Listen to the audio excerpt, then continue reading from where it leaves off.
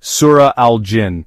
Surah Al Jin consists of 28 verses including the Makkiyyah surahs, revealed after Surah Al A'raaf. The name Al Jin is taken from the words of Al Jin which are found in the first verse of this chapter. In this verse and the following verses it is explained that the jinn as spirits have heard the reading of the Qur'an, and they follow the teachings of the Qur'an.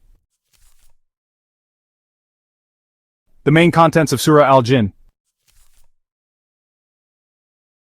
Jinn believed after hearing the Qur'an. It is mentioned in Surah Al Jin verses 1 to 7.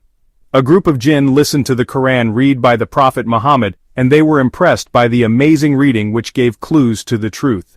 These jinn believe in the Qur'an, and will not associate partners with their God. They proclaim the majesty of their Most High God, who is wireless and childless. The jinn were surprised that there were humans who spoke excessively against Allah, and they believed that humans and jinn should not lie to Allah. However, there are some humans who ask for protection from the jinn, so that the jinn make them even more astray. The jinn also think like the polytheists of Mecca, that Allah will not resurrect anyone on the day of resurrection. Jinn's confession about guarding the sky. It is mentioned in Surah Al Jin verses 8 to 17. The jinns revealed that they tried to find out the secrets of the sky and found that the sky was full of strong guards and fire arrows. They used to occupy places in the sky to eavesdrop, but now anyone who tries to eavesdrop will be met with lurking fire arrows. They do not know whether it is evil or good that God wills for humans. The jinns claim that among them, there are those who are pious and those who are not, and are sure that they cannot free themselves from the power of Allah. They believe in the guidance of the Qur'an, and state that whoever believes in his Lord need not fear the reduction of the reward for his good deeds. Jinn admitted that among them there were Muslims and there were deviants, and that deviants from the truth would become fuel for hell. Allah wants to test them by pouring out sufficient sustenance to those who walk straight on the path of the Islamic religion, but whoever turns away from the warning of his Lord will be put in severe punishment. Mosque place of worship. It is mentioned in Surah Al Jin verses 18 to 24. Jinn were ordered not to worship anything other than Allah, who has mosques as places of worship. When the Prophet Muhammad stood up to worship Allah, the jinn crowded around him.